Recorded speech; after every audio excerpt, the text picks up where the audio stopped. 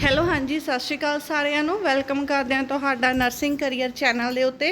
ਅੱਜ ਆਪਾਂ previous staff nurse ਦਾ ਜੋ ਕੁਐਸਚਨ ਪੇਪਰ ਆ ਉਹ ਸੋਲਵ ਕਰਾਂਗੇ। BFUHS ਨੇ ਪ੍ਰੀਵੀਅਸ ਕੁਐਸਚਨ ਪੇਪਰ ਜਿਹੜਾ ਪਾਇਆ ਸੀ ਉਹ ਆਪਾਂ ਸੋਲਵ ਕਰਨਾ।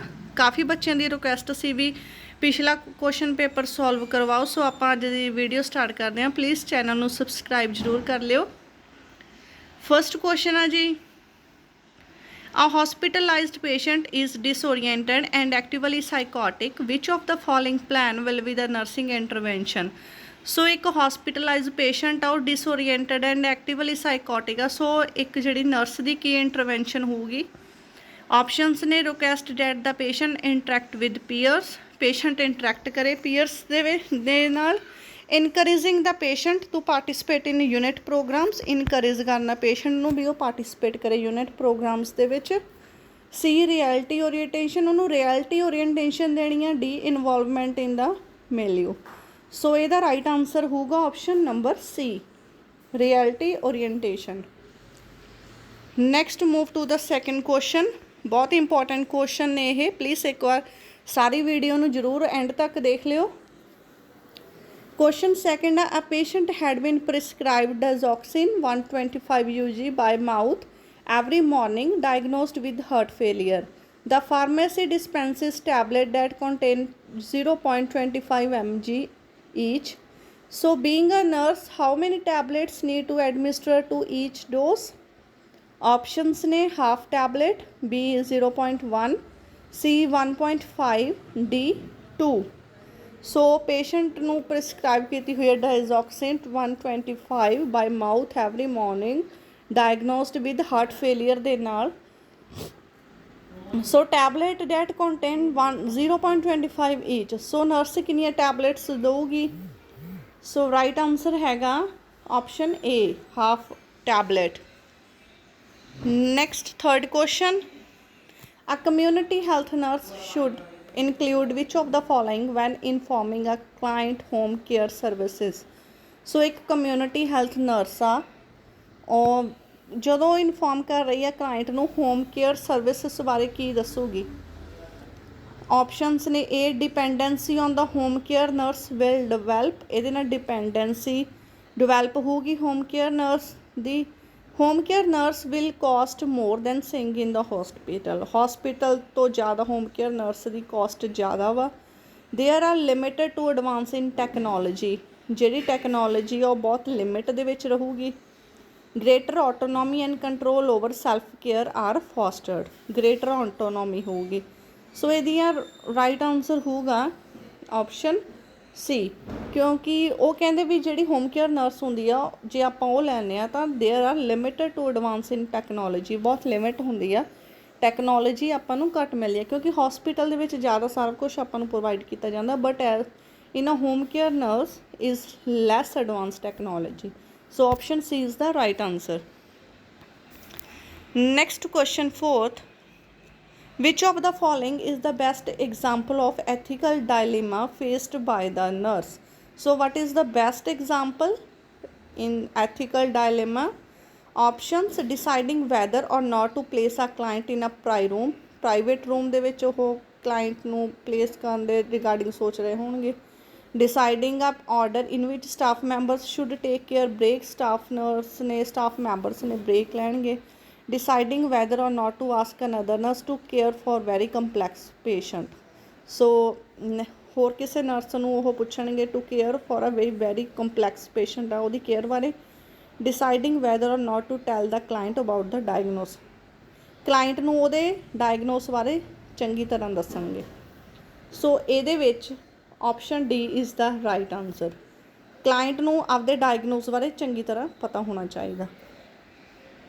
Next question fifth, when counseling a pre eclamptic client about her diet, जो आप डाइट दसनी आ प्री इकलैम्पटिंग क्लाइंट आ तो जी नर्स आ की इनकरेज करूगी वूमन नूं की करने लई इनकरेज करूगी? A avoid simple sugars, eat well balanced diet, restrict sodium intake, increased intake of fluids. So ये सिंपल शुगर सो अवॉइड नहीं कर सकते। ईट वैल बैलेंस डाइट तो होंगी हुई आलमोस्टली। ये इकलैम्पटिक पेशेंट आ सो उन्होंने रिस्ट्रिक्ट करूगी सोडियम इनटेक नूं रिस्ट्रिक्ट करना sodium intake. So C is the right answer. Next question sixth, when assessing the client who admitted in the hospital for diabetic ketoacidosis, which of the following manifestation would the nurse accept? So client admit a hospital ਦੇ ਵਿੱਚ diabetic ketoacidosis ਦੇ ਨਾਲ, ਸੋ ਕੀ ਮੈਨੀਫੈਸਟੇਸ਼ਨਸ ਹੋਣਗੀਆਂ? Options ਨੇ arterial blood PCO2 below 10, arterial blood PCO2 below 40, a blood pH level above 7.5, blood pH level below 7.3. So right answer is blood pH level below 7.3.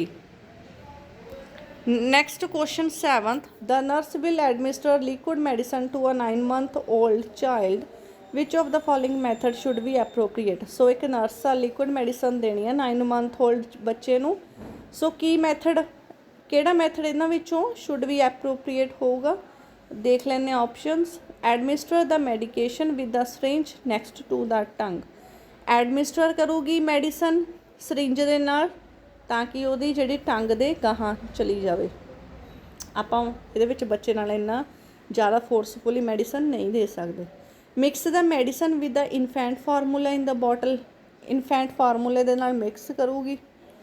Allow the infant to drink a liquid from a medicine cup, भी बच्चा आप खुद medicine cup दे विचों बच्चा लवे, इन्नी छेती वो नहीं लै सकदा क्योंकि 9-month-old चाइल्ड है। So hold the child upright and administer the medicine by spoon.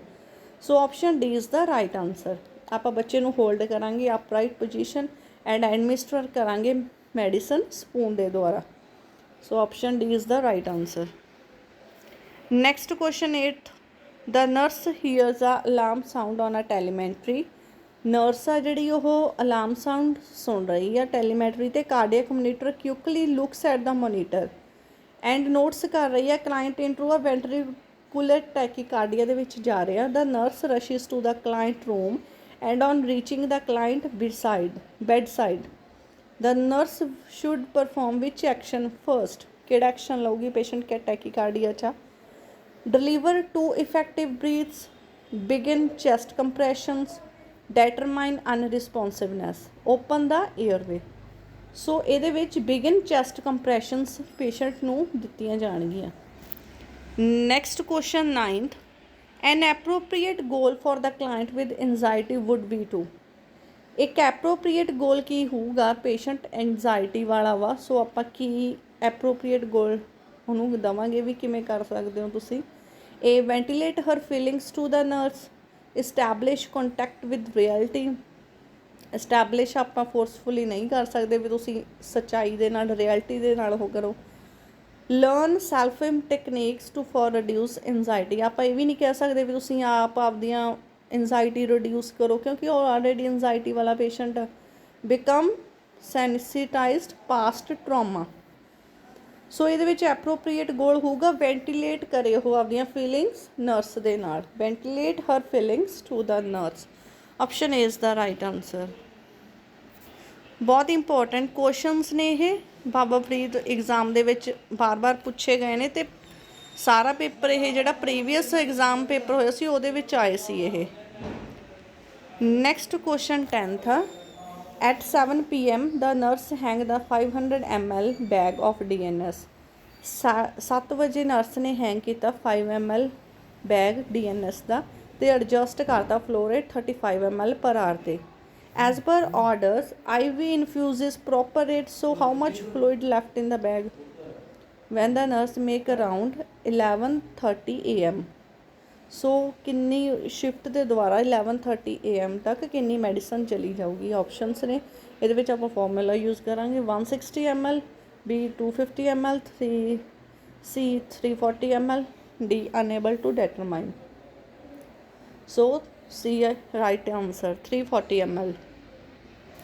Next question 11th, a patient with admitted 38 week of pregnancy is admitted in hospital in earlier labor। Patient admit होया 38 weeks of pregnancy दे विच hospital early labor pain आ। The patient is carrying twins ने and fetus is present in breech presentation। The nurse assists in planning care for the patient and performing as the highest to lower priority action in the care of this patient. So ਕਿਹੜੀਆਂ options ਨੇ? Gathering equipment for starting and IV attach electronic fetal monitoring measure fundamental height, prepare the client for cesarean section. So ਇਹਦਾ right answer B, D and C ਹੋ। ਸਭ ਤੋਂ ਪਹਿਲਾਂ ਆਪਾਂ patient ਨੂੰ attach ਕਰਾਂਗੇ ਫੀਟਲ ਮੋਨੀਟਰਿੰਗ ਦੇ ਲਈ, ਉਦੋਂ ਬਾਅਦ ਆਪਾਂ ਪ੍ਰਿਪੇਅਰ ਕਰਾਂਗੇ ਉਹਨੂੰ C ਸੈਕਸ਼ਨ ਦੇ ਲਈ।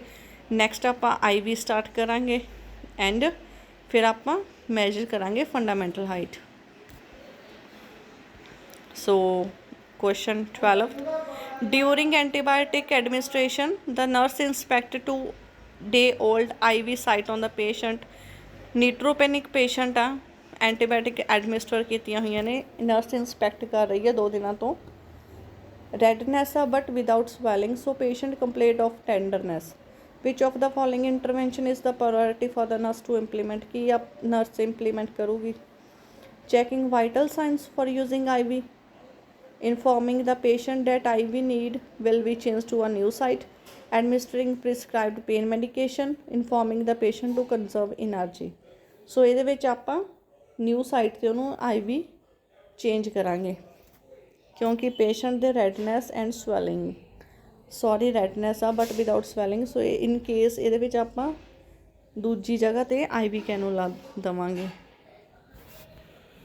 ਸੋ ਇਹ ਅੱਜ ਦੇ ਕੁਐਸਚਨ ਸੀ ਬਹੁਤ ਇੰਪੋਰਟੈਂਟ। ਪਲੀਜ਼ ਵੀਡੀਓ ਨੂੰ ਐਂਡ ਤੱਕ ਜ਼ਰੂਰ ਕਰਿਓ। ਕੱਲ੍ਹ ਨੂੰ ਵੀ ਆਪਾਂ ਅੱਗੇ ਫਰਦਰ ਇਹਦੀ ਹੀ ਪ੍ਰੀਵੀਅਸ ਕੁਐਸਚਨ ਪੇਪਰ ਦੇ MCQs ਸੋਲਵ ਕਰਾਂਗੇ। So thank you so much.